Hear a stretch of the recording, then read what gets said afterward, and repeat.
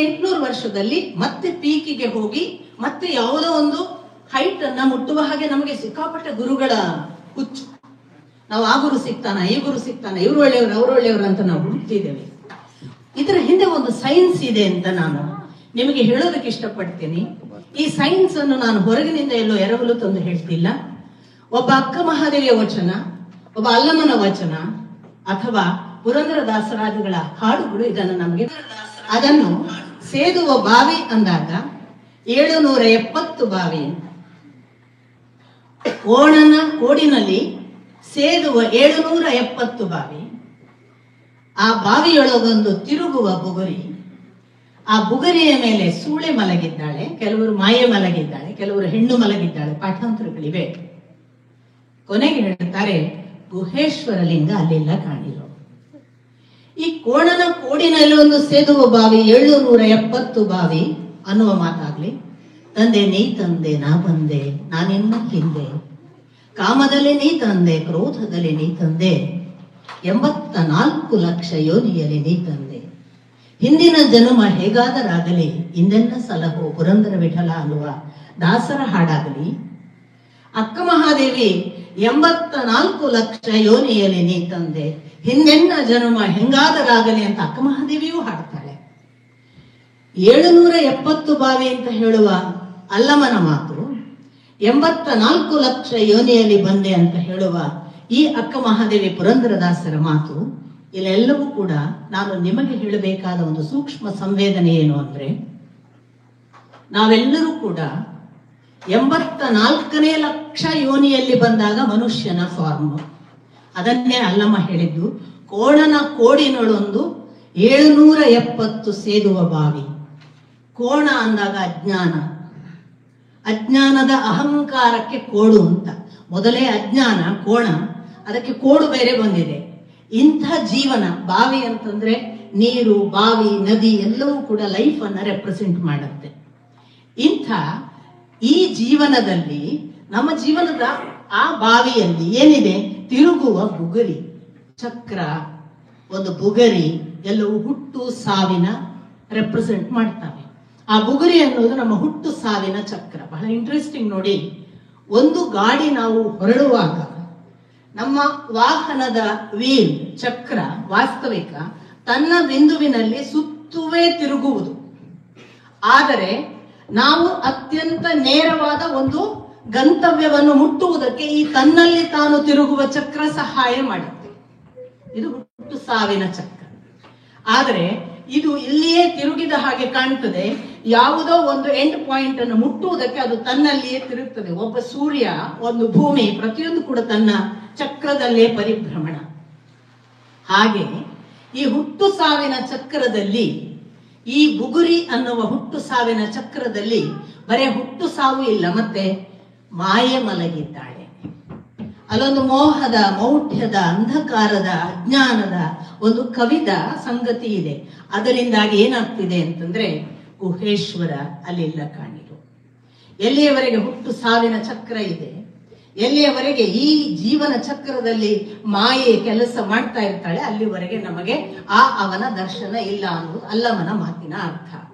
ಇದರ ಪ್ರಾರಂಭದಲ್ಲಿ ಅವನು ಹೇಳಿದ 770 ಬಾವಿಯೇ ನಾನು ಹೇಳಿದ ನಿಮ್ಮ ಈ ಸೂಕ್ಷ್ಮ ಒಂದು ಸ್ಥಿತಿ ಮನುಷ್ಯನ ಬೀಯಿಂಗಿಗಿದೆ ಅಂತ. 84 ಲಕ್ಷ ಯೋನಿಯಲ್ಲಿ ಬಂದ ನಂತರ ನಾವು ಹುಟ್ಟುವುದು ಅಂದಾಗ, 84 ಲಕ್ಷ ಯೋನಿಯಲ್ಲಿ ನನ್ನ ಬೀಯಿಂಗ್ ಇವತ್ತು ಹುಟ್ಟಿದ್ದಲ್ಲ. ನನ್ನ ಬಾಡಿ ನಿಮಗೆ ಇವತ್ತು ಕಾಣುವುದು, ಈಗ ಇದಕ್ಕೆ ಇಷ್ಟು ವಯಸ್ಸಾಗಿದೆ ಅಂತ. ಈ ಇಷ್ಟೇ ವಯಸ್ಸು ಅಲ್ಲ ಈ ಬೀಯಿಂಗ್. ಈ ಬೀಯಿಂಗ್ ಎಷ್ಟೋ ಫಾರ್ಮ್ ಅನ್ನ ಮುಗಿಸಿಕೊಂಡು ತನ್ನ ಎಲ್ಲ ಅನುಭವಗಳ ಸಹಿತ, ಅಷ್ಟು ವಾಸನೆಗಳ ಸಹಿತ ಎಲ್ಲಿ ಇದೆ. ಈ ಬೀಯಿಂಗಿಗೆ ಇವತ್ತಿನ ನೆನಪು ಮಾತ್ರ ಅಲ್ಲ, it carries the memories of all the lifes. ಎಷ್ಟು ಜೀವ ಪರ್ಯಂತ ಅದು ನಡ್ಕೊಂಡು ಬಂದಿದೆ, ಅಷ್ಟೋ ಜೀವನದ ನೆನಪು ಅದಕ್ಕಿದೆ. ಅದಕ್ಕೆ ಜೀವನದ ಸಾಕ್ಷಾತ್ಕಾರ ಆಗುವುದು ಅಂದಾಗ ಅದು ತುಂಬಾ ಡೇಂಜರಸ್ ಇರ್ತದೆ ಅಂತ ಅದಕ್ಕೆ ಹೇಳೋದು ಸಾಕ್ಷಾತ್ಕಾರ ಆಗುವುದು. ಯಾಕೆ, ಈ ಜೀವ ಏನನ್ನೆಲ್ಲ ಪಾಸ್ ಮಾಡಿದೆ ಅದಷ್ಟು ಅಲ್ಲಿ ರಿವೀಲ್ ಆಗುತ್ತೆ ಅಂತ. ಇಂಥ ಬೀಯಿಂಗಿಗೆ ಒಂದು ಸಾರಿ 84 ಲಕ್ಷ ಯೋನಿಯಲ್ಲಿ, ಅದು ಬ್ಯಾಕ್ಟೀರಿಯಾ ಇರಬಹುದು, ಉದ್ಭಿಜ್ಜ ನಿಮಗೆ ಗೊತ್ತು, ಸ್ವೇದಜ, ಉದ್ಭಿಜ್ಜ, ಜರಾಯುಜ, ಹೀಗೆ ಅದು ಬೇರೆ ಬೇರೆ ಫಾರ್ಮಿನಲ್ಲಿ ಬರುತ್ತೆ. ಒಂದು ಬ್ಯಾಕ್ಟೀರಿಯಾ ಆಗಿ ಬರಬಹುದು, ಇಲ್ಲ ಒಂದು ಬೀಜದ ಮೂಲಕ ಗಿಡವಾಗಿ ಹುಟ್ಟಬಹುದು, ಅಥವಾ ಅದು ಜರಾಯುಜ ಆದಾಗ ಅದು ಗರ್ಭದಿಂದ ಧರಿಸಬಹುದು, ಈ ಅಂಡಜವಾಗಿ ಬರಬಹುದು, ಮೊಟ್ಟೆಯಿಂದ ಒಡೆದು ಬರುವಾಗ. ಎಲ್ಲ ಫಾರ್ಮ್ಗಳನ್ನು ದಾಟಿಕೊಂಡು ಬಂದಾಗ ಅದರ ಕಟ್ಟಕಡೆಯ ಫಾರ್ಮ್ ಜರಾಯುಜದಲ್ಲಿಯೂ ಕೂಡ ಮನುಷ್ಯನ ಫಾರ್ಮ್. ಜರಾಯುಜ ಅಂದ್ರೆ ಗರ್ಭದಲ್ಲಿ ಬರುವಂತಹ ದನ ಆಗಬಹುದು, ಬೇರೆ ಬೇರೆ ಗರ್ಭದಲ್ಲಿ ಬರುವ ಪ್ರಾಣಿಗಳಾಗಬಹುದು. ಆದರೆ ಮನುಷ್ಯನ ಫಾರ್ಮಿಗೆ ಬರುವುದು ಅದು ತನ್ನ 84 ಲಕ್ಷ ಬಾರಿಯ ಫಾರ್ಮ್ ಚೇಂಜ್ ಆದಾಗ ಅನ್ನುವುದು ಎಲ್ಲ ಅಧ್ಯಾತ್ಮ ದಾರ್ಶನಿಕರು, ಕಬೀರರು ಇದನ್ನೇ ಹೇಳ್ತಾರೆ, ಸೂರದಾಸರು ಇದನ್ನೇ ಹೇಳ್ತಾರೆ. ಅದರಿಂದ ಎಲ್ಲರೂ ಏಕ ಅಭಿಪ್ರಾಯ, ಇದರಲ್ಲಿ ವ್ಯತ್ಯಾಸವಿಲ್ಲ ಈ 84 ಲಕ್ಷ ಯೋನಿ ಅನ್ನುವುದರಲ್ಲಿ. ಹಾಗೊಂದು 84 ಲಕ್ಷ ಯೋನಿಯ ಫಾರ್ಮ್ಗಳನ್ನು ಪಡೆದಾಗ ಈ ಮನುಷ್ಯನಿಗೆ ಆ ಭಗವಂತನನ್ನು ಮೀಟ್ ಮಾಡುವ ಒಂದು ಪಾಯಿಂಟ್ ನಿರ್ಮಾಣ ಆಗುತ್ತೆ. ಇದು ನನ್ನದೇ ಒಂದು ಅಬ್ಸರ್ವೇಷನ್. ಅದು ಪ್ರತಿ 800 ವರ್ಷಕ್ಕೊಮ್ಮೆ ಬರುತ್ತೆ ಪ್ರತಿ ಬೀಯಿಂಗಿಗೆ. ಹಾಗೆ ಬಂದಾಗೆಲ್ಲ ಒಂದು ಏರುಗತಿಯ ಅಧ್ಯಾತ್ಮ ಜೀವಿಗಳ ಸಂಘ ಆಗತ್ತೆ. ಅವಾಗ ಶಂಕರರಂತವರು, ಬುದ್ಧರಂತವರು ಅಂತಹ ಒಂದು ಕಾಲಘಟ್ಟದಲ್ಲಿ ಅವರು ಸೇರ್ತಾರೆ. ಆಗ ಬಂದಂತಹ ಜೈನ ಧರ್ಮ ಮತ್ತೊಂದು ಮಗದೊಂದು. ಅದರ ನಂತರದಲ್ಲಿ ಪುನಃ ಅದೊಂಥರ ಫೇಡ್ ಆಫ್ ಆದ ಹಾಗೆ ಆಗಿ ಮತ್ತೆ ಅದರ 800 ವರ್ಷದ ನಂತರ ಬಂದವರು ಬಸವಣ್ಣ ಮೊದಲಾದವರು. ಈಗ ನಮಗೆ ಮತ್ತೆ 800 ವರ್ಷದ ನಂತರ ನಾವು ಪುನಃ ಮನುಷ್ಯನಿಗೆ ಒಂದು ಭಗವಂತನ ಹತ್ರ ಮುಟ್ಟಲಿಕ್ಕೆ ಹೋಗಬಹುದಾದ ಸಾಧ್ಯತೆ. ಅದಕ್ಕೆ ಮತ್ತೆ ಗುರುಗಳ ಕಾಲ. ನಮಗೆ ಆ ಗುರುಗಳು ಈ ಗುರುಗಳು ಸಂಖ್ಯೆಯಲ್ಲಿ ಹೆಚ್ಚು ಹೆಚ್ಚು ಕಾಣಿಸ್ತಾ ಇದ್ದಾರೆ. ಇವರು 2000 ಮೊದಲು ಕಂಡಿರಲಿಲ್ಲ. ಈಗೊಂದು 800 ವರ್ಷಕ್ಕೊಮ್ಮೆ ಆಗುವಾಗ ಮನುಷ್ಯನ ಫಾರ್ಮಿನ ಸಾಧ್ಯತೆ 7 ಬಾರಿ. ಅಂದ್ರೆ ಬೇರೆಲ್ಲ ಫಾರ್ಮಿನಲ್ಲಿ ನಾವು ಎಷ್ಟು ಬಾರಿ ಬರ್ತೇವೆ ಗೊತ್ತಿಲ್ಲ. ಮನುಷ್ಯನ ಫಾರ್ಮಿನಲ್ಲಿ 7 ಟೈಮ್ಸ್ ಪಾಸಿಬಿಲಿಟಿ. ಇದನ್ನು 110 ಎವರೇಜ್ ಇಟ್ಕೊಳ್ಳಿ ಒಂದು ಮನುಷ್ಯನ ಬಾಡಿಗೆ. 7 ಬಾರಿ ಬಂದಾಗ 770 ಅಂತ ಅಲ್ಲಮನ ಉಲ್ಲೇಖ. ಈ 7ನೆಯ ಪಾಸಿಬಿಲಿಟಿ ಅದು ಫೈನಲ್ ಚಾನ್ಸ್. ಸಪೋಸ್ ಆಗಲೂ ಮೀಟಿಂಗ್ ಪಾಯಿಂಟ್ಗೆ ನಾವು ಬಾರದಿದ್ರೆ ನಾವು ಮತ್ತೆ ಮರಳಿ ಝೀರೋಗೆ ಹೋಗ್ತೇವೆ ಅನ್ನುವುದು ಅಧ್ಯಾತ್ಮದ ಒಂದು ವಿಜ್ಞಾನ. ಅದನ್ನೇ ಅವರು ಮತ್ತೆ 0ಗೆ ಬರುವುದು, ಅದೇ ಮತ್ತೆ ಕ್ರಿಮಿ ಆಗುವುದು ಅಂತ ಹೇಳಿದ್ದು. ಒಂದು ವೇಳೆ ಈ ಕ್ರಿಮಿತ್ವವನ್ನು ದಾಟಿ ದಾಟಿ ದಾಟಿ ದಾಟಿ 770ನೇ ಅವಸ್ಥೆ 7 ಬಾರಿ ಯಾಕೆ ಅಂತ ನನ್ನ ಹತ್ರ ನೀವು ಕೇಳಿದ್ರೆ, ನಮ್ಮಲ್ಲೊಂದು ಮಾತು ಇದೆ ನೋಡಿ, 7 ಜನ್ಮಕ್ಕೂ ನಾನು ನೀನು ಗಂಡ ಹೆಂಡತಿ ಆಗಿರ್ಲಿ, 7 ಜನ್ಮಕ್ಕೂ ಹೀಗೆ ಆಗುವುದು ಬೇಡ, ಸಪ್ತಪದಿಯನ್ನು ತುಳಿಯುವುದು, ನಮ್ಮ ಹಾಗೆ 7 ಜನ ಇದ್ದಾರೆ ಅಂತ ಭಾವಿಸುವುದು, ಎಲ್ಲವೂ ಕೂಡ ಮನುಷ್ಯನ ಫಾರ್ಮ್ 7 ಟೈಮ್ಸ್ ಅನ್ನುವುದನ್ನ ಖಚಿತಪಡಿಸ್ತದೆ. ಈ 7th ಟೈಮ್. ಹಾಗಾಗಿ ನೋಡಿ, 7 ಫಾರ್ಮಿನ ಪಾಸಿಬಿಲಿಟಿ ಇರುವುದರಿಂದ ನಮ್ಮಲ್ಲಿ ಎಲ್ಲರಿಗೂ ಒಂದೇ ವೇವ್ ಲೆಂತ್ ಟುವರ್ಡ್ಸ್ ಗಾಡ್ ಇಲ್ಲ. ದೇವರೇ ಇಲ್ಲ ಅಂತ ಹೇಳುವ ಒಂದು ಮನುಷ್ಯ ಬಾಡಿಯಲ್ಲೇ ಇದ್ದವರು, ಇನ್ನು ಸ್ವಲ್ಪ ಅಡ್ವಾನ್ಸ್ ಆದವರು ಏನೋ ಇದ್ದಾರಂತೆ, ನಮಗೆ ನಮ್ಮ ಕೆಲಸದಲ್ಲಿ ಆರಾಮಿದ್ದೇವೆ, ಯಾಕ್ರಿ ದೇವರ ಚಿಂತೆ ಅನ್ನುವ ಇನ್ನೊಂದು ಹಂತವೂ ಇದೆ. ನಮಗೆ ತಿಳಿಬೇಕು ಆದ್ರೆ ಯಾಕೋ ಅವಕಾಶವೇ ಇಲ್ಲ ಅಂತ ಒದ್ದಾಡುವ ಒಂದು 3ನೇ ಹಂತವೂ ಇದೆ. ತಿಳಿತಾ ಇದೆ, ನನ್ಗೀಗ ಹತ್ರ ಆಗಿದ್ದಾರೆ ಅಂತ ಹೇಳುವ 4ನೇ ಹಂತವಿದೆ. ನಾನು ಎಲ್ಲ ತಿಳಿತಾ ಇದ್ದೇನೆ, ನನಗೆ ತುಂಬಾ ಕನೆಕ್ಟ್ ಆಗ್ತದೆ, ಆದ್ರೆ ಬಿಟ್ಟು ಹೋಗಕ್ಕಾಗಲ್ಲ, ಸಂಸಾರ ಇದೆ ಅಂತ ಹೇಳುವ 5ನೇ ಹಂತವೂ ಇದೆ. ಬಿಟ್ಟು ಹೋಗಿದ್ದೇನೆ, ಎಲ್ಲವನ್ನೂ ಬಿಟ್ಟು ಕನೆಕ್ಟ್ ಆಗ್ತಿದ್ದೇನೆ, ಆದ್ರೂ ನನಗೆ ಬೇಕಾದ ಗುರು ಸಿಕ್ತಿಲ್ಲ ಅಂತ ಚಡಪಡಿಸುವ 6ನೇ ಗುಂಪು ಇದೆ. ಎಲ್ಲ ಆಗಿದೆ, ಸಿಕ್ಕಿದೆ, ನಾನು ಮುಟ್ಟಿದ್ದೇನೆ, ಸಂತುಷ್ಟನಾಗಿದ್ದೇನೆ ಅಂತ ಹೇಳುವ 7ನೇ ಗುಂಪು ಇದೆ. ಪ್ರತಿ ಫಾರ್ಮಿನಲ್ಲಿ ಮನುಷ್ಯನಲ್ಲೂ ಕೂಡ 7 ವೈವಿಧ್ಯ. ನಾವು ಇನ್ನು ಪ್ರಿಮಿಟಿವ್ ಇದ್ರೆ ನಮಗೆ ದೇವರೇ ಇಲ್ಲ ಅನ್ನುವ ಚಾರ್ವಾಕ ಸ್ಥಿತಿ. ನಾವು ಸ್ವಲ್ಪ ಪ್ರಿಮಿಟಿವ್ ಅಂದ್ರೆ ಇದು ಇವಾಲ್ವ್ ಆಗ್ತಾ ಇರುತ್ತೆ. ಈ ಬೀಯಿಂಗ್ ಸ್ವಲ್ಪ ಇವಾಲ್ವ್ ಆದ್ರೆ ಅವನ್ಯಾವನೋ ಇದ್ದಾನಂತೆ ಅನ್ನುವ ಹಂತಕ್ಕೆ ಬರುತ್ತೆ. ಇರುವುದು ಮಾತ್ರ ಅಲ್ಲ, ನಂಗೆ ಎಲ್ಲೋ ಕನೆಕ್ಟ್ ಆಗ್ತಾನೆ ಅನ್ನೋ ಹಂತಕ್ಕೆ 3rd ಸ್ಟೇಜ್ ಅಲ್ಲಿ ಬರುತ್ತೆ. ಇದು ಇವಾಲ್ವ್ ಆಗುವ ಒಂದು ಬೀಯಿಂಗಿನ ಪ್ರೋಸೆಸ್. ಅದು 7th ಫಾರ್ಮಿಗೆ ಬಂದಾಗ, ಅದರ ಟೋಟಲ್ ಇವಾಲ್ವ್ ಆದ ಸ್ಥಿತಿಗೆ ಬಂದಾಗ, ಸಪೋಸ್ ನಾವು ಮಿಸ್ ಮಾಡಿದ್ರೆ ನಾವು ಮತ್ತೆ ವಾಪಸ್ ಹೋಗ್ತೇವೆ ಅನ್ನುವ ಕಾರಣಕ್ಕೇನೆ ಬಸವಣ್ಣ ಹೇಳಿದ್ರು, ನೆರೆ ಕೆನ್ನೆಗೆ ತೆರೆ ಗಲ್ಲಕ್ಕೆ ಶರೀರ ಗೂಡು ಹೋಗದ ಮುನ್ನ, ಮುಪ್ಪಿನಿಂದ ಒಪ್ಪ ಅಳಿಯದ ಮುನ್ನ ಶಿವನ ನೆನೆಯಿರೋ ಈ ಜನ್ಮ ಬಳಿಕಿಲ್ಲ. ಇದು ಬಸವಣ್ಣನ ಒಂದು ವಚನವಲ್ಲ. ಹ್ಯಾಂಗೆ ಮಾಡಲಯ್ಯ ಕೃಷ್ಣ, ಹೋಗುತ್ತಿದೆ ಆಯುಷ್ಯ, ನಿನ್ನ ಡಿಂಗರೀಗ ನನ್ನು ಮಾಡುವಂತ ದಾಸರು ಹಾಡಿದ್ರು, ಪುರಂದರದಾಸರು. ಇನ್ನು ಅಕ್ಕ ಮಹಾದೇವಿಗೆ ಬಂದ್ರೆ, ಅಕ್ಕ ಮಹಾದೇವಿ ಹೇಳ್ತಾಳೆ, ಎನ್ನ ತುಂಬ ಕುಚದ ಮೇಲೆ ಕೊಂಬ ಬಾರಿಸುತ್ತ ಹರನೇ ಎನ್ನನೆಂದು ಅಪ್ಪಿಕೊಂಬೆಯಯ್ಯ, ಮದದ ಜವ್ವನ ವೃಥ ಹೋಯಿತ್ತಯ್ಯ. ಎಲ್ಲ ಸಂದರ್ಭಗಳಲ್ಲೂ ಏನು ಅಂತಂದ್ರೆ ಇದು ಹಾಳಾಗಬಾರದು, ಇದೊಂದು ಲಾಸ್ಟ್ ಚಾನ್ಸ್. ನಾವು ಅದನ್ನ ಹಿಡಿಯದೇ ಇದ್ರೆ, ಅದು ನಮ್ಮ ಕೈಯಿಂದ ಕಳಚಿ ಹೋದರೆ ಮತ್ತೆ ಯಾವಾಗಲೂ ಗೊತ್ತಿಲ್ಲ. ಅದಕ್ಕೇನೆ ಆಶ್ರಮ ಧರ್ಮ ಹೇಳುವಾಗ ಕೊನೆಯ ಆಶ್ರಮ ಸನ್ಯಾಸ ಅಂತ. ಗೃಹಸ್ಥಾಶ್ರಮಿಗಳಾಗಿದ್ರೂ ಕೂಡ ಅವರು ಕೊನೆಯ ಆಶ್ರಮ ವಾನಪ್ರಸ್ಥ ಮತ್ತು ಸನ್ಯಾಸಾಶ್ರಮಕ್ಕೆ ಬರಬೇಕು. ಯಾಕೆ? ಅಟ್ಲೀಸ್ಟ್ ಮುಂದಿನ ಆ 7ನೇ ಫಾರ್ಮಿನ ನೆಕ್ಸ್ಟ್ ಫಾರ್ಮಿನಲ್ಲಿ, ನೀವೀಗ 1, 5, 2ನಲ್ಲಿ ಯಾವ್ದ್ರಲ್ಲಿ ಇದ್ದೀವಿ ಅಂತ ನಮ್ಗೆ ಗೊತ್ತಿಲ್ಲ. ಸಪೋಸ್ ನೀವು 1ನೇದ್ರಲ್ಲಿದ್ರೆ 2ನೇಲಿದ್ರೆ ಆ 3ನೇ ಫಾರ್ಮ್ ತಗೊಳ್ಳುವಾಗ ಪೀಠಿಕೆ ಸಿದ್ಧವಾಗಿರ್ಲಿ ಅನ್ನುವ ಕಾರಣಕ್ಕಾಗಿ ಜೀವನದ ಕೊನೆಯ ಅವಧಿಯನ್ನ ವೇದಾಂತಕ್ಕೆ, ಸನ್ಯಾಸಕ್ಕೆ ಅರ್ಪಿಸಬೇಕು ಅನ್ನುವ ಮಾತು ಬಂತು. ಇದೆಲ್ಲವನ್ನು ಕೂಡ ಯಾವ ವೇದಾಂತ, ಯಾವ ಉಪನಿಷತ್ತು, ಯಾವ ಭಗವದ್ಗೀತೆ ಹೇಳ್ತಾ ಬಂತಲ್ಲ, ಇದನ್ನು ಇಷ್ಟು ಅಪ್ಪಟ ಸ್ವಚ್ಛ ಕನ್ನಡದಲ್ಲಿ ನಾವು ಯಾರೂ ಕೂಡ ವೇದ ಉಪನಿಷತ್ತು ಓದ್ಲಿಲ್ಲ ಅಂತ ಬೇಸರ ಪಡದ ಹಾಗೆ ಇದನ್ನು ಇಷ್ಟನ್ನು ಕನ್ನಡದಲ್ಲಿ ಕಟ್ಟಿ ಕೊಡಬಹುದು ಅನ್ನೋದನ್ನು ತೋರಿದವರು ವಚನಕಾರ. ಮತ್ತು ಅದು ಗಂಭೀರ ವಿಷಯವೇ ಇರಲಿ. ಈಗ ನಮಗೆ ಎಲ್ಲರಿಗೂ ಒಂದು ಬಹಳ ಸರಳವಾಗಿ ಗೊತ್ತು, ನಮಗೆ 6 ವೈರಿಗಳು ಅಂತ. ನಾವು ಯಾರೇ ಕೇಳಿದ್ರು ಹೇಳ್ತೇವೆ ಅರಿಷಡ್ ವೈರಿ ಅಂತ. ಯಾವುದು ಅರಿಷಡ್ ವೈರಿ? ಕಾಮ, ಕ್ರೋಧ, ಲೋಭ, ಮೋಹ, ಮದ, ಮತ್ಸರ ಅಂತ. ಸಪೋಸ್ ಇದನ್ನು ಡಿಫೈನ್ ಮಾಡು ಅಂತ ಕೇಳಿದ್ರೆ, ಏನು ಕಾಮ ಅಂದ್ರೆ, ಏನು ಕ್ರೋಧ ಅಂದ್ರೆ, ಏನು ಲೋಭ, ಏನು ಮೋಹ, ಏನು ಮದ, ಮತ್ಸರ, ಯಾರಿಗೂ ಇದನ್ನು ಡಿಫೈನ್ ಮಾಡಕ್ಕೆ ಗೊತ್ತಿಲ್ಲ. ನನಗೆ ಬಹಳ ಆಶ್ಚರ್ಯವಾದ ಒಂದು ವಚನ, ಬಸವಣ್ಣನ ವಚನ. ಅರಿಷಡ್ ವೈರಿಗಳನ್ನ ಇಂಟರ್ಪ್ರಿಟ್ ಮಾಡಿಬಿಟ್ರು.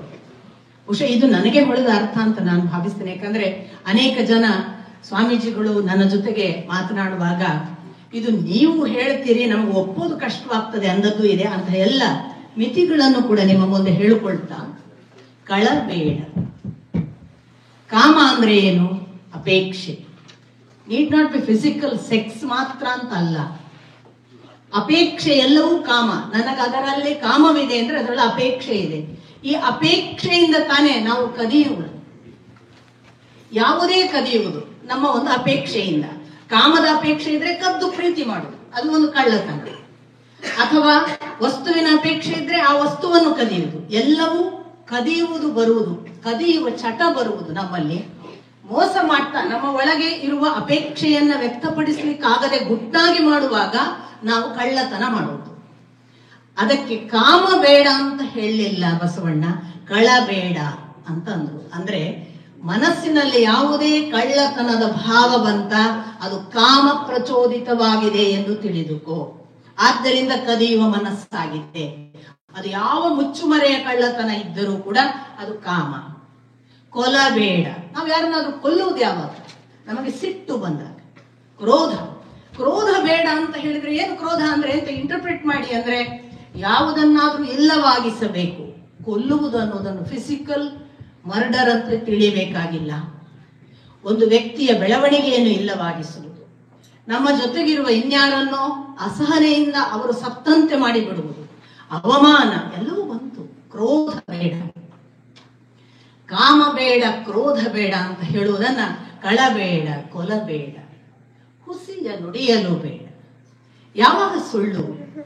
ನಮಗೆ ಲೋಭದ ಅಪೇಕ್ಷೆ ಇದ್ದಾಗ ಮಾತ್ರ. ನಾವು ಲೋಭಿಗಳಾದಾಗ ನಾವು ಹುಸಿ ಮಾತನ್ನಾಡಿ ನಮ್ಮ ಲಾಭಕ್ಕೋಸ್ಕರ, ಲೋಭ ಗಳಿಸುವುದಕ್ಕೋಸ್ಕರ ನಾವು ಯಾವುದನ್ನು ನಮಗೆ ಸಿಗಬೇಕು ಅಂತ ಅಪೇಕ್ಷೆ ಪಟ್ಟ ಲಾಭ ಇದೆ ಅದನ್ನು ಪಡೆಯುವುದಕ್ಕೋಸ್ಕರ ನಾವು ಹುಸಿಯನ್ನಾಡ್ತೇವೆ. ಇಲ್ಲದಿದ್ದರೆ ಹುಸಿಯನ್ನಾಡೋದಿಲ್ಲ. ಸತ್ಯವಾಕ್. ಇವತ್ತು ನನಗೆ ಇವರು ನನ್ನನ್ನು ಕರೆಸಿದ್ದಾರೆ, ಇವರನ್ನು ಮೆಚ್ಚಿಸಬೇಕು, ಇವರು ನಾಳೆ ನನ್ನನ್ನ ಒಪ್ಪಿಕೊಳ್ಬೇಕು ಅನ್ನೋ ಮಾತುಗಳೆಲ್ಲ ನನಗೆ ಅಡ್ಡಿಯಾದಾಗ ನಾನು ಸತ್ಯ ಹೇಳಲ್ಲ, ಸುಳ್ಳು ಸುಳ್ಳು ಹೇಳಿ ಮೆಚ್ಚಿಸಿ ಹೋಗ್ತೇನೆ. ಸಪೋಸ್ ಆ ಸುಳ್ಳು ನಾಳೆ ನನ್ನನ್ನು ಮತ್ತೆ ಕರೀಲಿ, ನನಗೆ ಮತ್ತೆ ಅಮೆರಿಕಕ್ಕೆ ಬರುವ ಅವಕಾಶ ಆಗಲಿ ಅನ್ನುವ ಭಾವವಿದ್ರೆ ನಾನು ಹುಸಿಯನ್ನಾಡ್ತಾ ಇರ್ತೇನೆ. ಲೋಭ ಅದಕ್ಕೆ ಕಾರಣ. ಸಪೋಸ್ ಇದು ಯಾವುದರ ಬಾಧೆಯೇ ಇಲ್ಲ, ಕರೆದರುಂಟು ಕರೀಲಿಲ್ಲದಿದ್ರೆ ಇಲ್ಲ, ನಾನು ಬದುಕುವುದು ನನ್ನ ದಾರಿ ಅಂದವನಿಗೆ ಸತ್ಯದ ಜೊತೆಗೆ ಒಪ್ಪಂದವಿಲ್ಲ. ಅವನು ಸುಳ್ಳು ಮಾತನಾಡುವ ಸಾಧ್ಯತೆಗಳೇ ಇಲ್ಲ. ಅದನ್ನು ಅವರು ಹೇಳಿದ್ರು, ಹುಸಿಯ ನುಡಿಯಲು ಬೇಡ. ಹಾಗಾಗಿ ಲೋಭ ಬೇಡ. ಇನ್ನು ತನ್ನ ಬಣ್ಣಿಸಬೇಡ. ಯಾರಿಗೆ? ನಮ್ಮನ್ನು ನಾವು ಕಂಡಾಪಟ್ಟೆ ಹೊಗಳೋದು ಯಾವಾಗ? ಒಂದು ನಾನೇ ಅನ್ನುವ ಮೋಹಕವಿದಾಗ. ನನ್ನನ್ನು ಬಿಟ್ರೆ ಇನ್ಯಾರೂ ಇಲ್ಲ. ಅಜ್ಞಾನ. ಮೋಹ ಅನ್ನುವ ಶಬ್ದಕ್ಕೆ ಸಂಸ್ಕೃತದಲ್ಲಿ ಅಟ್ಯಾಚ್ಮೆಂಟ್ ಅಂತ ಅರ್ಥ ಅಲ್ಲ, ಮೌಢ್ಯ ಅಂತ ಅರ್ಥ, ಅಜ್ಞಾನ ಅಂತ ಅರ್ಥ, ಸರಿಯಾಗಿ ತಿಳುವಳಿಕೆ ಇಲ್ಲದ ಪ್ರಮಾದ ಅಂತ ಅರ್ಥ. ಅದು ಯಾವಾಗ ಆಗುದು? ನಾನೇ ಶ್ರೇಷ್ಠ, ನಾವು ಕೆಲವೊಮ್ಮೆ ಎಷ್ಟು ಸಾರಿ ನಿಂತ್ಕೊಂಡು ಎದುರಿನವ್ರು ಏನ್ ತಿಳಿತಾರೆ ಅಂತ ಗೊತ್ತಿಲ್ಲದೆ ನಮ್ಮ ಉದುದ್ದವಾಗಿ ನಮ್ಮ ಇಡೀ ಜಾತಕ ಹೇಳ್ತಿರ್ತೀವಿ, ನಾವಂಥವ್ರು, ನಾವಿಂಥವರು, ನಾನು ಏನೂ ಅಲ್ಲ ಅಂತ ಗೊತ್ತಿಲ್ಲದೆ ಮಾತನಾಡುವ ದೊಡ್ಡ ಪ್ರವರ. ಅದು ಆಗುವುದು ಯಾವಾಗ? ನಾನೇ ಅಲ್ಲ ಅನ್ನುವ ಮೋಹದಿಂದ. ಆಮೇಲೆ ಕಳಬೇಡ, ಕೊಲಬೇಡ, ಹುಸಿಯ ನುಡಿಯಲು ಬೇಡ, ತನ್ನ ಬಂಡಿಸಬೇಡ, ಇದಿರ ಹಳಿಯಲು ಬೇಡ. ಎದುರಿನವರನ್ನ ಯಾವಾಗ ಹಳಿಯೋದು? ಮದದಿಂದ. ನನಗೆ ಯಾವಾಗ ಅಹಂಕಾರ ಬಹಳ ಇರ್ತದೆ, ಆಗ ನಾನು ಎದುರಿನವರನ್ನು ಎಷ್ಟು ಕಡಿಮೆ ಮಾಡ್ಲಿಕ್ಕೆ ಸಾಧ್ಯ ಅಷ್ಟು ಕಡಿಮೆ ಮಾಡ್ತೇನೆ. ನನ್ನ ಒಳಗೆ ಮದ ಕಡಿಮೆ ಆದಾಗ ನನಗೆ ಇನ್ನೊಬ್ಬನ ಬಗ್ಗೆ ಕೆಟ್ಟದ್ದು ಮಾತನಾಡುವುದೇ ಸಾಧ್ಯವಾಗುವುದಿಲ್ಲ. ನನಗಿಂತ ಕಿರಿಯರಿಲ್ಲ ಅನ್ನುವ ಭಾವ ಬಂತು. ಇವನಾರವ ಎನ್ನದಿರು, ಇವ ನಿಮ್ಮವ ಎಂದಿರಿಸಯ್ಯ, ನಿಮ್ಮ ಮನೆಯ ಮಗನೆಂದಿರಿಸಯ್ಯ ಅನ್ನುವಷ್ಟು ಸಣ್ಣ ವ್ಯಕ್ತಿತ್ವ ಒಂದು ಮಗುವಿನ ಹಾಗೆ ಆಗ್ಲಿಕ್ಕೆ ಸಾಧ್ಯ ಆಯಿತು. ಅದನ್ನ ಬಸವಣ್ಣ ಹೇಳಿದ್ರು, ಇದಿರ ಹಳಿಯಲು ಬೇಡ. ಮತ್ತೆ ಯಾರಿಗೆ ಮತ್ಸರ ಉಂಟು ಅವನು ಮಾತ್ರ ಅನ್ಯರಿಗೆ ಅಸಹ್ಯ ಪಡ್ತಾನೆ. ಇನ್ನೊಬ್ಬ ಆ ಮನೆಯವ್ರ ಮನೆ ಚೆನ್ನಾಗಿದೆ, ನಮ್ಮ ಮನೆ ಚೆನ್ನಾಗಿಲ್ಲ, ಅವನು ಕಾರು ತಗೊಂಡಿದ್ದಾನೆ, ನಮ್ಮ ಕಾರು ಕಮ್ಮಿ ಇದೆ, ಎಲ್ಲ ಮತ್ಸರಗಳಿಂದ ಹುಟ್ಟುವ ಭಾವ. ಅದರಿಂದ ಏನ್ ಮಾಡ್ತೇವೆ? ಅವನ ಕಡೆ ನೋಡ್ಲಿಕ್ಕೆ ಸ್ವಲ್ಪ ಅಸಹ್ಯ ಪಡ್ತೇವೆ. ಅದು ಅಸಹ್ಯ ಅಲ್ಲ, ನಮಗೆ ಸಹನೆ ಆಗದ ಒಳಗಿನ ಒದ್ದಾಟ, ಅದು ಅಸಹ್ಯ. ಯಾಕೆ ಹುಟ್ಟಿತು? ನಮ್ಮ ಒಳ ಒಂದು ಮತ್ಸರ ಇದೆಯಲ್ಲ, ಅದರ ಪರಿಣಾಮವಾಗಿ ಹುಟ್ಟಿತು. ಹಾಗಾಗಿ ಅನ್ಯರಿಗೆ ಅಸಹ್ಯ ಪಡಬೇಡ. ಇದೇ ಅಂತರಂಗ ಶುದ್ಧಿ, ಇದೇ ಬಹಿರಂಗ ಶುದ್ಧಿ. ಇದಲ್ಲದೆ ಕೂಡಲ ಸಂಗಮನನ್ನು ಒಲಿಸುವ ಪರಿ ಇಲ್ಲ ಅಂತ ಬಸವಣ್ಣ ಬಹಳ ಚೆನ್ನಾಗಿ ಹೇಳಿದ್ರು. ಆದ್ರೆ ದುರದೃಷ್ಟವಶಾತ್ ಕಂಠಪಾಠಕ್ಕೆ ಕೆಲವು ವಚನಗಳು, 4 ಜನರಿಗೆ ಹೇಳಲಿಕ್ಕೆ ಕೆಲವು ವಚನಗಳು, ಅಪರೂಪಕ್ಕೆ ಸಿದ್ದೇಶ್ವರ ಶ್ರೀಗಳಂಥವರಿಗೆ ಬದುಕಿಗೆ ಅಳವಡಿಸಿಕೊಳ್ಳಲಿಕ್ಕೆ ವಚನಗಳು. ವಚನ ಅಧ್ಯಾತ್ಮವಾದರೆ ಅದು ಸಿದ್ದೇಶ್ವರ ಶ್ರೀಗಳ ಮಟ್ಟಕ್ಕೆ ಪರಿಣಾಮ ಬೀರಬೇಕು. ಅದು ಕೇವಲ ಕಂಠಪಾಠಕ್ಕಾದ್ರೆ ಶಾಲೆಯ ಮಾಸ್ಟರ್ ಆಗ್ಲಿಕ್ಕೆ ಅಡ್ಡಿ ಇಲ್ಲ. ಆದರೆ ಅದು ಬದುಕಿನ ಅನುಸಂಧಾನ ಆಗುವ ಹಂತ ಬಂದರೆ ಅದು ಅಕ್ಕ ಮಹಾದೇವಿಯ ಭಕ್ತಿ. ಯಾಕೆಂದ್ರೆ ಹಸಿವಾದೊಡೆ ಭಿಕ್ಷಾನ್ನಗಳು, ತೃಷೆಯಾದೊಡೆ ಕೆರೆ ಬಾವಿ ಹಳ್ಳಗಳುಂಟು, ಶಯನಕ್ಕೆ ಹಾಳು ದೇಗುಲ ಉಂಟು, ಆತ್ಮ ಸಂಗಾತಕ್ಕೆ ನೀನೆನಗುಂಟು ಚನ್ನ ಮಲ್ಲಿಕಾರ್ಜುನ ಅನ್ನುವವರೆಗಿನ ಸಮರ್ಪಣೆ. ಅದು ಎಷ್ಟು ಡೋಂಟ್ ಕೇರ್ ಅಂದ್ರೆ, ನನಗೆ ಸಾಯುವವರೆಗೂ ಅವನೊಬ್ಬ ಸಾಕು ಅನ್ನೋ ಆತ್ಮ ಸಂಗಾತದ ಭಾವ, ದೇಹ ಸಂಗಾತ ಅಲ್ಲ.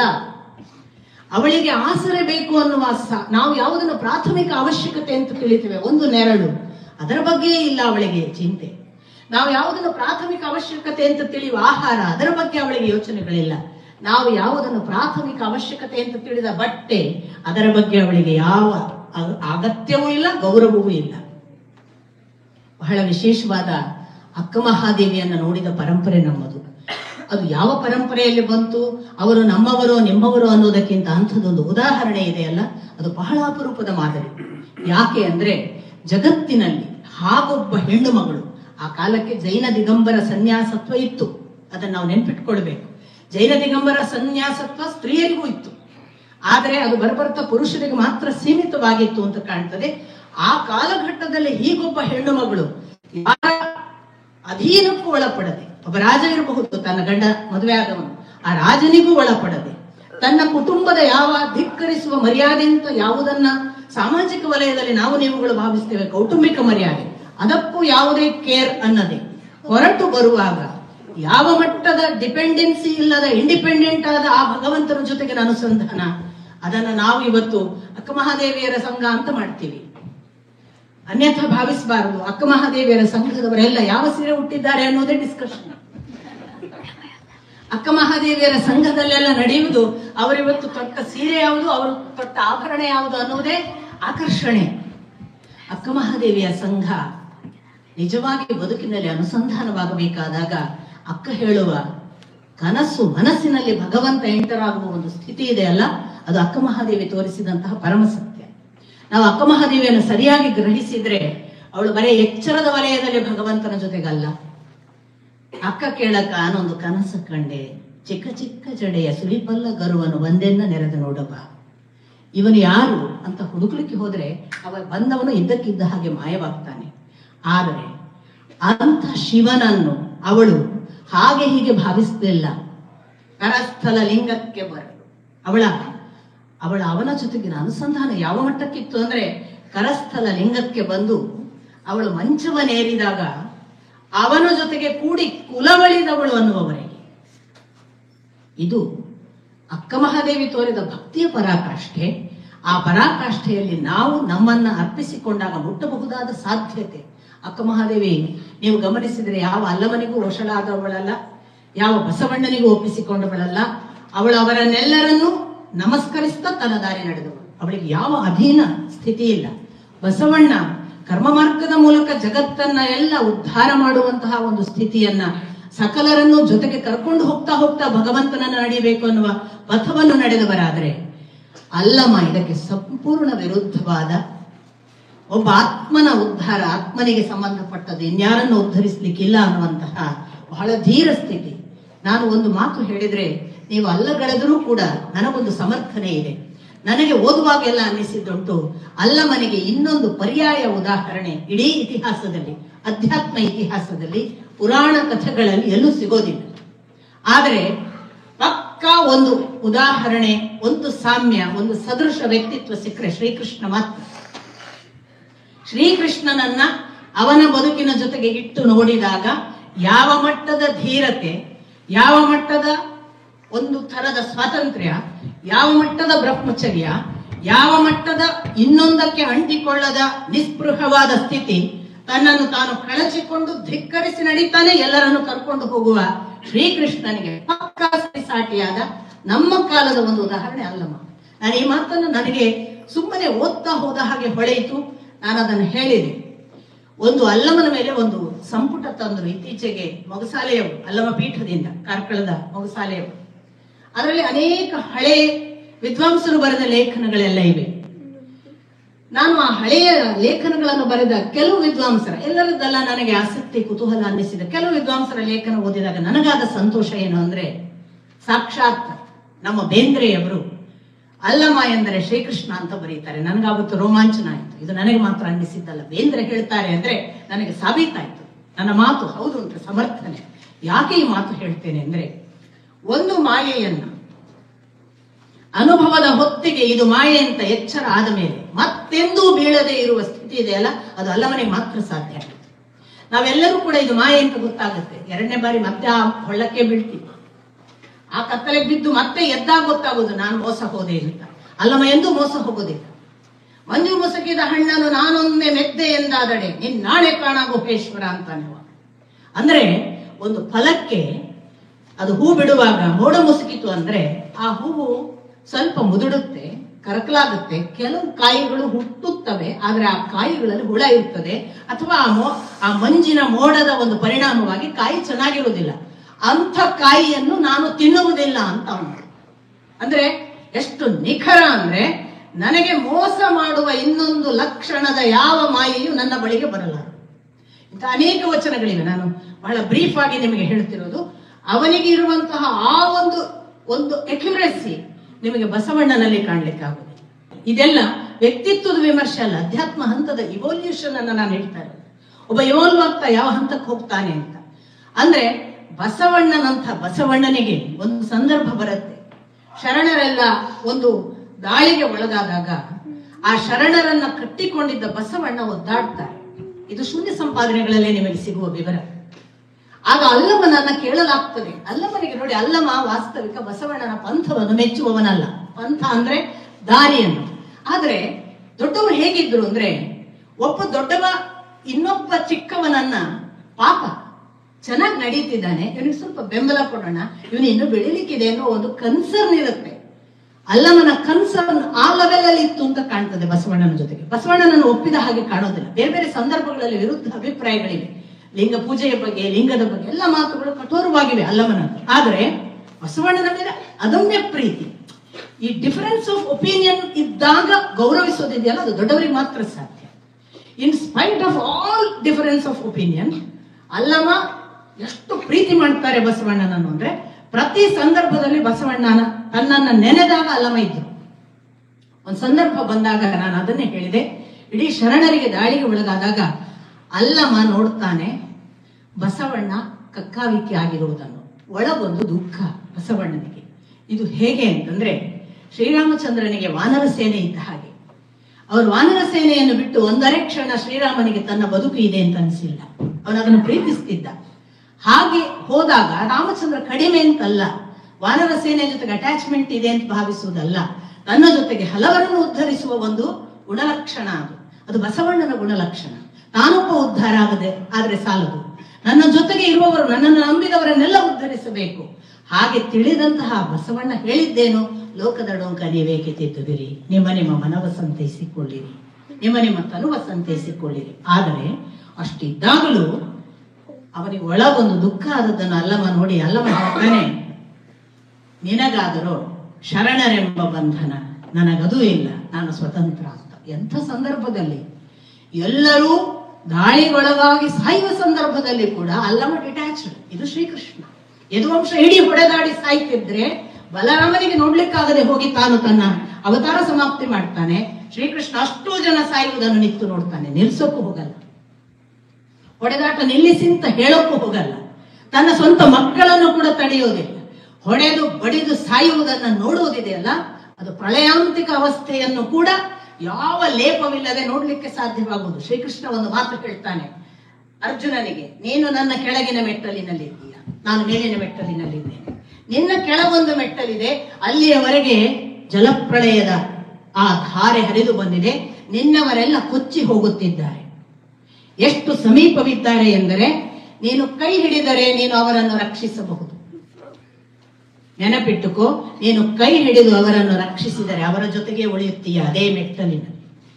ಒಂದೊಮ್ಮೆ ಹೋಗುವವರನ್ನು ಹೋಗುತ್ತಿದ್ದಾರೆ ಎಂಬುವ ಯಾವ ಭಾವವಿಲ್ಲದೆ ನಿರ್ಭಾವುಕನಾಗಿ ನೋಡಿ, ನನ್ನ ಕಡೆಗೆ ಬಂದೆಯಾದರೆ ನಾನು ನಿನ್ನ ಜೊತೆಗಿದ್ದೇನೆ, ಬರಲಿಕ್ಕೆ ಸಿದ್ಧನಿದ್ದೀಯಾ ಅನ್ನೋದು ಕೃಷ್ಣ ಕೇಳಿದ ಪ್ರಶ್ನೆ ಅರ್ಜುನನಿಗೆ. ಇದು ಅಲ್ಲಮನ ಸ್ಥಿತಿ. ಅಲ್ಲಮ ಬಸವಣ್ಣನನ್ನು ಕೇಳಿದ್ದು ಅದನ್ನೇ, ಹೋಗುವವರು ಕೊಚ್ಚಿ ಹೋಗ್ತಿದ್ದಾರೆ, ಬರಲಿಕ್ಕೆ ಸಿದ್ಧನಿದ್ದೀಯಾ. ಈ ತರ ಸಿದ್ಧರಾಮನನ್ನು ಸಿದ್ಧ ಮಾಡಿದವ. ಇಂಥ ಅಲ್ಲಮ ಯಾವ ಹಂತದವನು ಅಂದ್ರೆ, ಶಬ್ದ ಎಂಬೆನೆ ಶ್ರೋತ್ರದೆಂಜಲು, ಸ್ಪರ್ಶ ಎಂಬೆನೆ ತ್ವಕ್ಕಿನೆಂಜಲು, ವಾಸನೆ ಎಂಬೆನೆ ಘ್ರಾಣದೆಂಜಲು, ನೋಟ ಎಂಬೆನೆ ನೇತ್ರದೆಂಜಲು, ರುಚಿ ಎಂಬೆನೆ ನಾಲಿಗೆ ಅಥವಾ ಜಿಹ್ವೆ ಎಂಜಲು. ಈ ಎಂಜಲ್ ಅಲ್ಲದ ಇವೆಲ್ಲವೂ ಏನು, ನಾನು ಎಂಬ ಎಂಜಲು. ಅಲ್ಟಿಮೇಟ್ಲಿ ಈ ಎಂಜಲ್ ಅಲ್ಲದ, ನಾನು ಎಂಬ ಎಂಜಲ್ ಅಲ್ಲದ ಅಭಿನ್ನ ಕಾಣ ಮುಖೇಶ್ವರ ಅನ್ನುವ ಪರತತ್ವಕ್ಕೆ ಅಭಿನ್ನ ಭಾವವನ್ನ ಹೇಳುವ ಅಲ್ಲಮ. ಇಂಥ ಸಂದರ್ಭದಲ್ಲಿ ನನಗಂತೂ ತುಂಬಾ ತುಂಬಾ ಇಷ್ಟದ ವಿಷಯ ಹಾಗಾಗುವುದು. ನಾವೆಲ್ಲೋ ಒಂದಲ್ಲ ಒಂದು ಕಡೆ ಕನೆಕ್ಟ್ ಆಗ್ತೀವಿ. ಕನೆಕ್ಟೇ ಆಗದ, ಯಾವುದನ್ನು ಕನೆಕ್ಟ್ ಮಾಡದ ಸ್ಥಿತಿಗೊಂದು ಹೋದರೆ ಅದು ಪರಮ ಸತ್ಯ, ಅದು ಬಯಲು, ಅದು ಸಿದ್ದೇಶ್ವರ ಶ್ರೀಗಳು ಹೇಳಿದ ಬಯಲಿನ ನಿರ್ವಾಣದ ಸ್ಥಿತಿ. ಅಂಥದೊಂದು ಆಕಾಶ ತತ್ವವನ್ನು ನೆನಪು ಮಾಡುವ ಆ ಅಲ್ಲಮನನ್ನು ನೆನೆದು, ಅಷ್ಟು ಜನ ಶರಣರನ್ನ ಒಂದು ಆಸರೆಯ ಒಳಗೆ, ಒಂದು ನೆರಳಿನ ಒಳಗೆ ಒಟ್ಟು ಮಾಡಿಸಿದ ಬಸವಣ್ಣನನ್ನು ನೆನೆದು, ಅವರೆಲ್ಲರ ಒಳಗೆ ತಾನಿತ್ತು ಗಂಡಲ್ಲದ ಹೆಣ್ಣಲ್ಲದ ಒಂದು ಸ್ಥಿತಿಯಾಗಿ, ಯಾಕೆಂದ್ರೆ ಲಿಂಗವಿಲ್ಲ ಹೆಣ್ಣಿಗೆ ಅನ್ನುವುದನ್ನು ತೋರಿಸಿ, ತನ್ನ ಅಕ್ಕ ಮಹಾದೇವಿಯ ಸ್ಥಿತಿಯನ್ನ ಕಾಯಂ ಆಗಿ, ಅಕ್ಕ ಅನ್ನುವ ಪದಕ್ಕೆ ಇನ್ನೊಂದು ಪರ್ಯಾಯ ಇಲ್ಲ ಅನ್ನುವ ಹಾಗೆ, ನಮಗೆ ಗೊತ್ತಿರುವ ಹಾಗೆ ಬಸವಣ್ಣನ ಅಕ್ಕ ನಾಗಮ್ಮ, ಆದ್ರೆ ಅಕ್ಕ ಅಂದ್ರೆ ಅಕ್ಕ ಮಹಾದೇವಿ ಅನ್ನುವಷ್ಟು ತನ್ನ ಆ ಛಾಪನ್ನು ಉಳಿಸಿ ಹೋದ ಅಕ್ಕ ಮಹಾದೇವಿ, ಕಿನ್ನರ ಬೊಮ್ಮಯ್ಯನನ್ನು ಕೂಡ ತನ್ನ ಸಹೋದರ ಅಂತ ಹೇಳಿದವಳು. ಈ ಎಲ್ಲ ಪರಾಕಾಷ್ಠೆ ಅಧ್ಯಾತ್ಮದ ಒಂದು ಚಳುವಳಿಯ ರೂಪದಲ್ಲಿ. ಖಂಡಿತ ಅದು ಕ್ರಾಂತಿಗಾಗಿ ಮಾಡಿದ ಚಳುವಳಿ ಅಲ್ಲ. ಖಂಡಿತ ಅದು ನಾವು ನೀವು ಏನೋ ಬರೀಬೇಕು, ದೊಡ್ಡ ಜನ ಆಗ್ಬೇಕು ಅಂತ ಬರೀತೇವಲ್ಲ, ಅಂಥ ಸಾಹಿತ್ಯ ಅಲ್ಲ. ಅವರು ಎಲ್ಲೋ ಕೂತು ಈಗೊಂದು ನಾನು ನಾಳೆ ಪೇಪರ್ನಲ್ಲಿ ಬರಿಬೇಕು, ಇದು ನಾಳೆ ನನ್ನದು ಟಿವಿಯಲ್ಲಿ ಬರುತ್ತೆ ಅಂತ ಖಂಡಿತ ಬರೆದದ್ದಲ್ಲ. ಅದು ಅವರ ಒಳಗಿನ ಪಾಡು. ಹೇಳದೇ ಇದ್ದರೆ ಸತ್ತು ಹೋಗಬಹುದಾದಂತಹ ಜೀವದ ಅವಸ್ಥೆ. ಆದ್ದರಿಂದಲೇ ಅದು ವಚನ, ಅದು ಪ್ರಮಾಣ. ಆಡಿದ ಮಾತು ತಪ್ಪದೇ ಇದ್ದರೆ ಮಾತ್ರ ಅದು ವಚನ, ಆಗ ಮಾತ್ರ ಅದು ಪ್ರಮಾಣ. ಅಂಥದ್ದೊಂದು ಪ್ರಮಾಣ ರೂಪದ ವಚನದ ಮಾತನ್ನ ಇಡೀ ವಚನಕಾರರು ಆಡಿದ್ದಾರೆ. ಅಂಥ ವಚನ ನಮ್ಮನ್ನ ನಡೆಸಲಿಕ್ಕಾಗಿದೆ, ಕಂಠಪಾಠಕ್ಕಾಗಿ ಇಲ್ಲ. ನಾವು ಒಂದಿಷ್ಟು ಕಾಲ ವಚನದ ಜೊತೆಗೆ ಕೂತ್ರೆ ಸಾಕು, ಅದು ನಮಗೆ ಖಂಡಿತ ತೆರ್ಕೊಳ್ಳುತ್ತೆ ಮತ್ತು ನಮ್ಮನ್ನ ನಡೆಸ್ಕೊಂಡು ಹೋಗುತ್ತೆ. ಸ್ವಲ್ಪ ಇನ್ನಷ್ಟು ನಡೆದರೆ, ಓ ಇಷ್ಟೇ ಹೈಟಿನಲ್ಲಿ ಕೈಕೊಟ್ಟು ಬನ್ನಿ ಅಂತ ಕರೆಯುವ ಅಕ್ಕ ಇದ್ದಾಳೆ, ಬಸವಣ್ಣ ಇದ್ದಾರೆ, ಅಲ್ಲಮ್ಮ ಇದ್ದಾರೆ. ಖಂಡಿತ ಅವರು ನಮ್ಮನ್ನ ಬಿಟ್ಟು ಆಚೆಗೆ ಎಲ್ಲೂ ಹೋಗಿಲ್ಲ. ಅವರೆಲ್ಲ ಈ ಬಯಲಲ್ಲಿ ನಮ್ಮನ್ನ ನಡೆಸುವುದಕ್ಕಾಗಿ ಕಾದಿದ್ದಾರೆ. ಅಂಥ ನೆನಪೇ ನಮ್ಮನ್ನು ಇಲ್ಲಿ ಸಂಗಮಿಸಿದೆ ಅಂತ ನಾನು ಭಾವಿಸ್ತಾ, ನಿಮ್ಮೆಲ್ಲರ ಪ್ರೀತಿ ವಿಶ್ವಾಸಕ್ಕೆ, ನಿಮ್ಮ ಈ ಭಾವ ಭಕ್ತಿಗೆ ನಮಿಸಿ ನನ್ನ ಮಾತು ಮುಗಿಸ್ತೀನಿ. ನಮಸ್ಕಾರ.